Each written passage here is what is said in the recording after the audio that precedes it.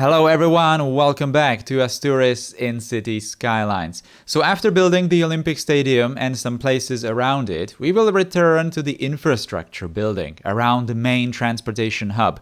We are going to focus on trams once again and some pedestrian infrastructure on multiple levels. And we are finally going to build some first invisible pedestrian paths to start connecting this monstrosity of a station. So let's go. Alright, so we are going to start in this particular place around the station. So this is another one of these like wedges between the diverging railways. And in this place, I needed to build some kind of a road intersection first because we don't really have a lot of main avenues leading into this area from different directions. We of course have the one that we have seen in the previous episode going by the Olympic Stadium, but that's gonna go in a completely different direction of course, but there needs to be another one, kind of like a radial road going into the center. I'm not really trying to create like huge avenues that are just going to cut through the center of the city, but there definitely needs to be some kind of these main connections because we don't really want to create some kind of grids of small roads running through like residential areas where the traffic would be very heavy. So we need to provide some kind of main avenues that are just going to have like office buildings mostly and that are going to have somewhat reasonable scale for like intersections and all kinds of connections, even though in this place I'm not really trying to overdo the scale of the intersection, but still, I needed to plan some kind of a main road. And such a road was definitely an opportunity to again create some kind of vertical infrastructure, especially for pedestrians, because we don't really want them to cross that main road all that much. Even though I am going to provide crosswalks, I don't really want to do like overpass only solutions in the city. So this is, also going to be just like a different option.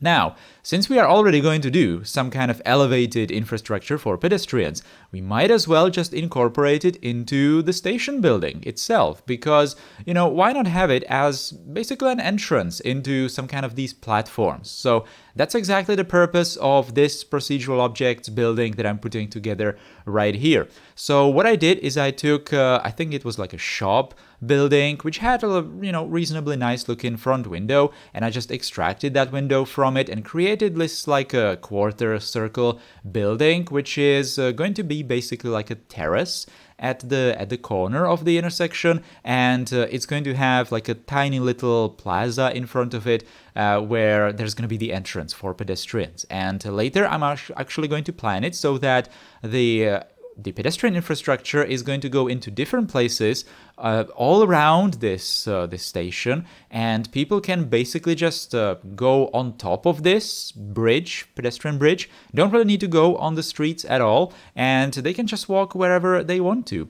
And at this episode, and with these kinds of projects in particular, I decided that we might actually do this all around the city. This might be like a reoccurring theme throughout the city, and we might even use the same color for that surface, that very light green, because it's kind of looking good. And as I mentioned many times before, the city is not really going to have that much green, because obviously right now it has all around, but it's going to be built, right? There's going to be buildings. So this particular pedestrian infrastructure, it might actually supplement the green color.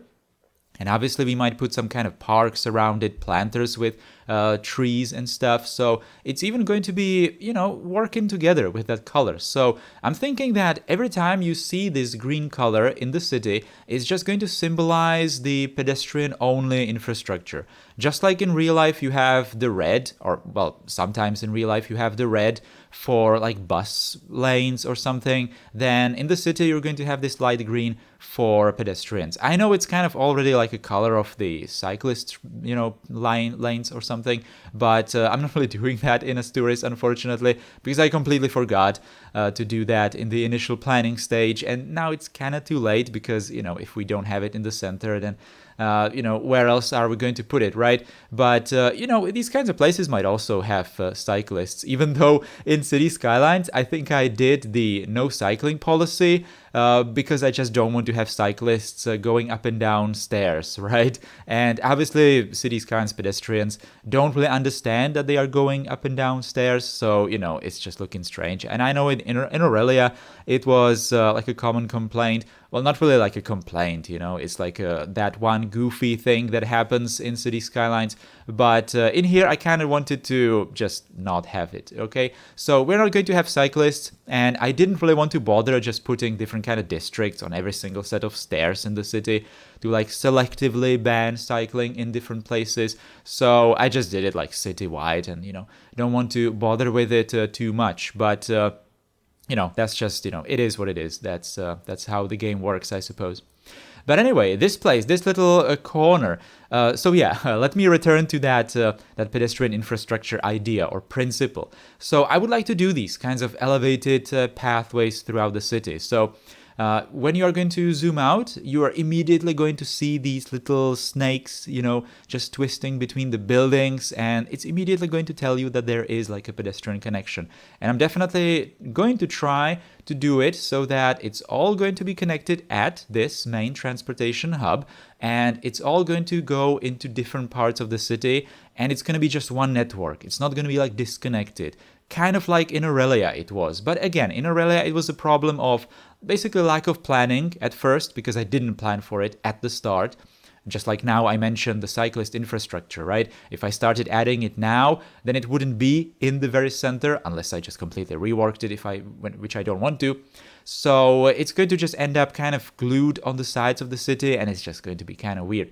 So yeah, this is going to be planned right from the start, this kind of pedestrian infrastructure, and it's going to be absolutely everywhere, all right? Enough of that, let's focus more on what's actually happening in the time-lapse. So that little intersection there, it was actually kind of like a straightforward build, and it didn't really take that long. I think I even finished it completely on the stream. And also, there's that very nice looking corner building, which has that footprint slightly cut so that there's just enough space for this pedestrian infrastructure without even turning the building into procedural objects. So that's always very satisfying with these kinds of buildings, like straight out of the box or straight out of the workshop, when they work exactly like you want them to. So that's absolutely perfect. Now we are going to move into a different place, even though it's very close. This one is right next to these terminus platforms, and also that building that has on the roof the platform for the blue line of the flying train that goes to the space elevator. Now, in here I decided to put a tram stop. This is basically a tram stop that's just serving the main station again, right? But like I explained, again, many times before, I suppose, the trams are kind of going to just circle around the entire station. I mean, not really circle around as in one line, right? But there's going to be multiple lines just approaching the station, and there's definitely going to be many stops for the trams at different positions around the main station, because it kind of makes sense. If you want to board the flying train, the blue line of the flying train, then why would you just, get off at the Olympic Stadium, right? And just have to walk all across the entire main transportation hub. It makes sense that you are just going to use the tram to go all the way closest to the platform for the flying train, and all kinds of different platforms as well, right? So there are definitely going to be tram stops closest to the red line of the flying train, or the high-speed trains, or different kinds of trains for the urban system as well. So this kind of feels nice, and it's just going to put that high density into the city. So I've seen comments saying that I do trams with very frequent stops and, unrealistically frequent stops. So on one hand, it's kind of, obvious because we are creating like a scaled down cities in City Skylines. But on the other hand, it's actually not unrealistic at all, because when I'm, for example, doing the first person rides in Aurelia, I'm using the realistic sounds, and I actually have to shorten the intervals between like stops and not shorten. I actually lengthen them. Yeah, when I download certain sounds recorded by people actually driving on these trams in real cities, I actually have to cut them and just copy paste the parts where the tram is actually going, because in real life they are stopping even more frequently. So I don't really think that these kinds of intervals, like the distances between stations, are all that unrealistic, even though In this particular case, we are kind of creating it very, very short, the intervals between stations. But still, it's not really unreasonable. And this is supposed to be a tram after all. It's supposed to be on the same level as the pedestrians levels, for example, in here. So it makes sense. It just makes absolutely perfect sense. But yeah, that's just like a tiny detail, you know. At the end of the day, I'm just doing this infrastructure because I like looking at it, you know, and creating these kinds of stops is just the most satisfying part, because obviously that's where all the people get off and board. So that's just looking really good. Now, what am I doing here? So we have this high-speed train that's obviously cutting, well, through the rest of the map, and we need to somehow treat it. It's not going to be just like a, you know, just a network that goes through the city and the rest of the city is not really going to notice it, right? So we need to provide some pillars, and we need to ideally make these pillars just work together with the rest of the areas below the places. And also the pillars should be kind of fancy, definitely fancier compared to the pillars that are supporting the urban railway, because the high speed is supposed to be something newer, definitely, and, well, yeah, fancier, like I said. So I created the pillars with slightly brighter colors, and I made them slightly like wider at the top, which is just going to, you know, make it look nicer. And I'm definitely trying to make the open spaces below them just geometrically kind of fit. So for example, in here, the tram is going directly on the side, the tracks are going directly on the side of that pillar, and overall the pillar is creating some kind of like a decorative element as well to that plaza area. So, you know, that's just working together with it. And later we are obviously going to use these pillars, you know, further down the way. They're not really going to be spaced all that evenly, and I was not exactly sure at this point, like what kind of spacing am I going to do, because realistically they should be, you know, very frequent.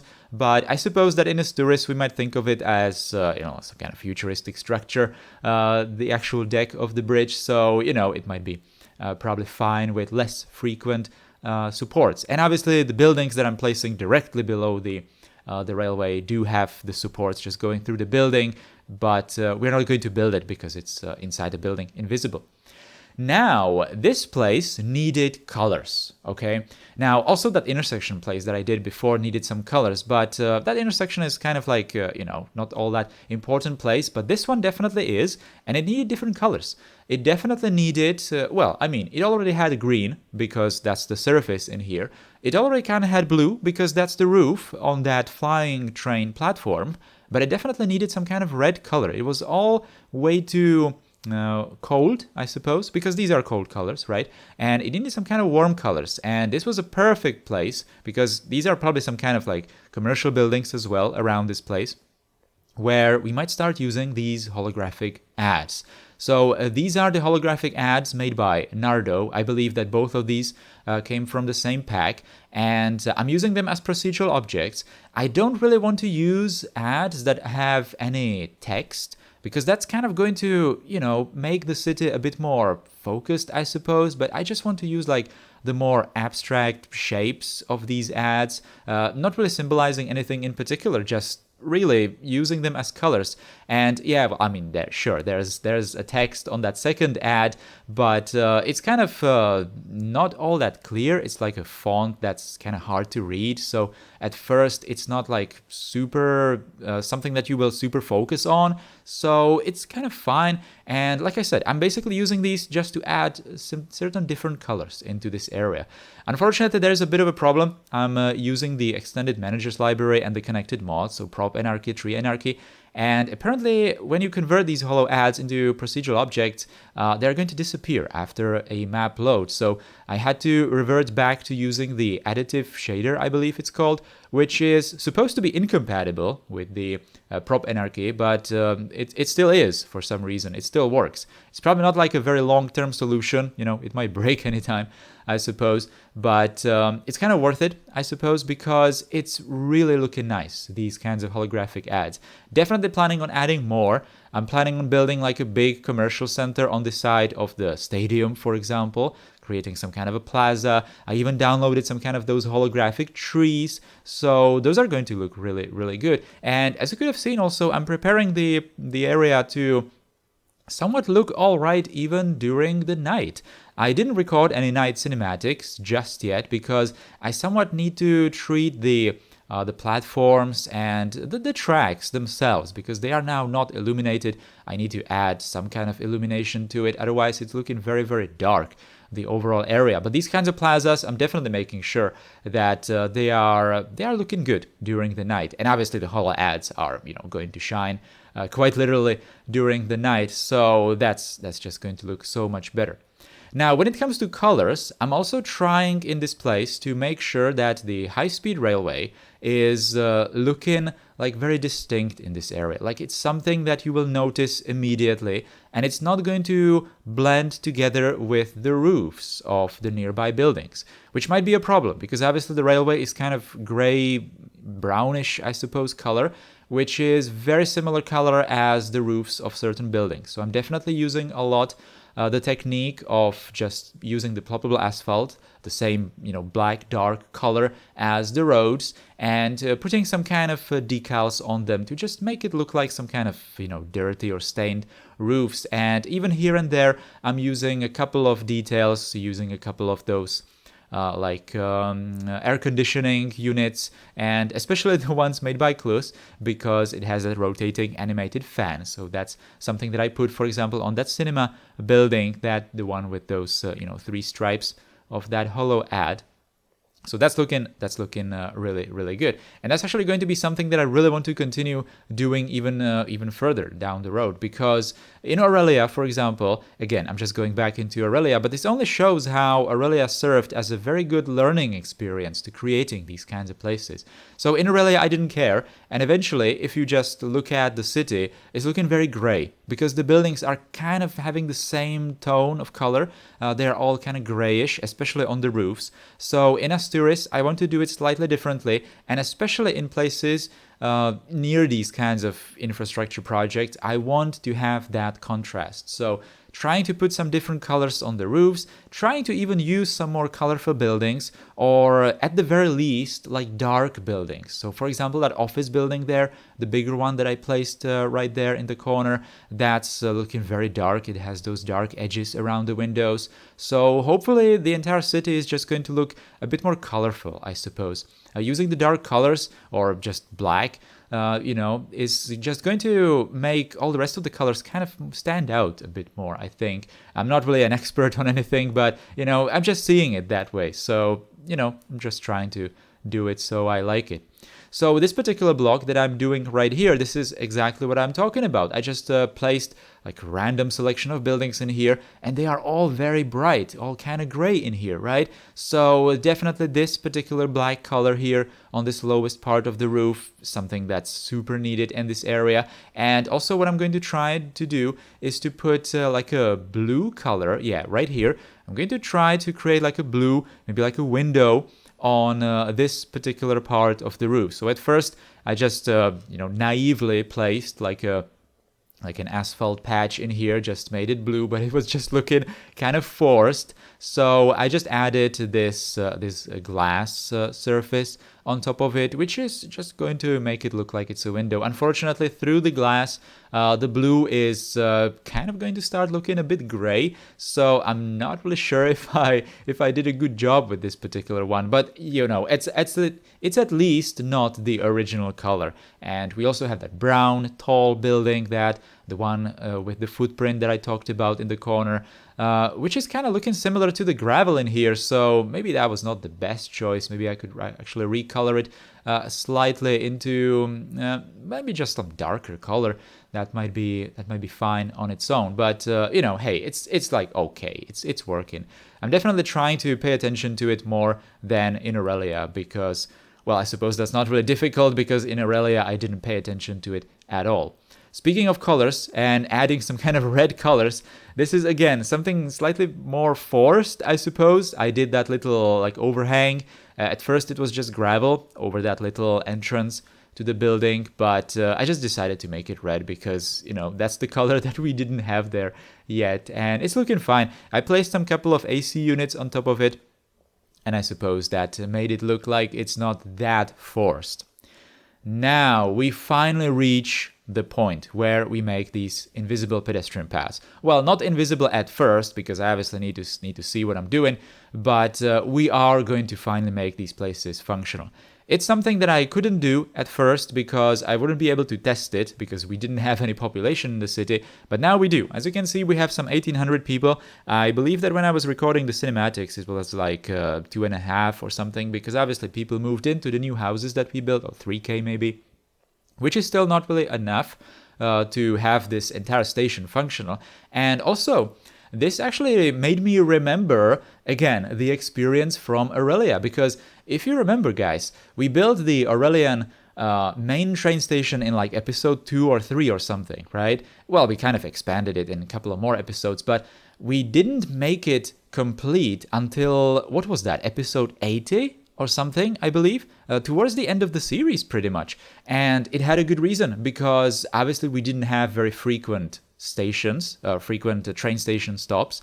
So we didn't have that many people using the main station because there just weren't that many opportunities to use the trains at first until we expanded the city. And that's kind of going to be the same thing in here. So most of these platforms that I build here for the urban train, they are not really going to see any kind of pedestrians unless we expand the city like a lot, right? So that's really not going to be tomorrow. That's going to be in a very long time. So that's kind of unfortunate because we will have to wait for that. And I don't really want to put like fake roads in the, or sorry, fake buildings at some kind of fake stations outside of the built area. So just I can have some people and test the pedestrian paths. So at first I was thinking that I'm just going to dedicate an entire episode to making these pedestrian paths, but I just can't, because I wouldn't have the people, I wouldn't have the users for these paths.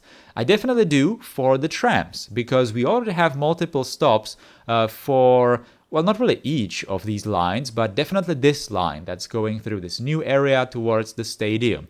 So this place is already used, and this one is even going to be connected to the flying train. And the flying train is already definitely having customers, or has the potential of having customers, because it goes to the space elevator where we have those industrial and office buildings.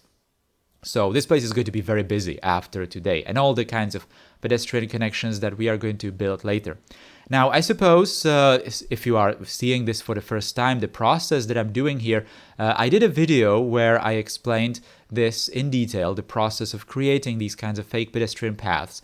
And it applies to trains, trams, any kind of infrastructure projects that you might do. Even if you are trying to connect some kind of roads together, this technique that I'm using here is going to work. So basically what I'm doing is every single time there is a connection to the surface, like a stop or a platform, then I'm going to take the vanilla pedestrian path. I'm going to make it with page up and down, the vanilla page up and down. I'm going to make it go to level 0, click it at that place, and it's going to do that like an opening, right? It's not going to have the railing closed on both sides, okay? So that's going to tell you that it's connected to wherever you want to connect it. And then you're just going to move it up and down, do all kinds of changes, and just orient it the way you want to. And once you're satisfied with it, you're just going to convert it into invisible pedestrian path. So there was that transition where it showed you that we kind of did build a lot of area today as well. And what's most important is that finally on this one side we have the station just completely enclosed with these buildings. And this is just so satisfying to see, because at the start of the station project I didn't really picture it, how it might end up, but now it's definitely a lot more solid. It's starting to look like a finished product already, and I like it. I like it where it's going. I'm not really satisfied like super with some details in here, like this particular detail where that pedestrian path kind of like organically shapes towards that plaza on that entrance to the building is not exactly great. I might actually rework that, but this particular plaza with the tram stop, this is something that I really do like. I think it turned out looking good with that pillar for the high-speed railway and all these different connections towards it, the stairs and that bridge over the road. And this place is actually going to be slightly reworked because I am planning on actually extending some kind of, I think I talked about it already, some kind of like a pedestrian highway throughout the rest of the city. So this little bridge that is going into that building, that's like a little indication of it, right? How it's going to continue. I'm definitely going to keep adding these kinds of like bridges or overpasses for pedestrians from the sides of buildings like this. Why not? Over some kind of main avenues, or, you know, between skyscrapers, for example, on different levels. Might be something to consider, you know, might be something interesting.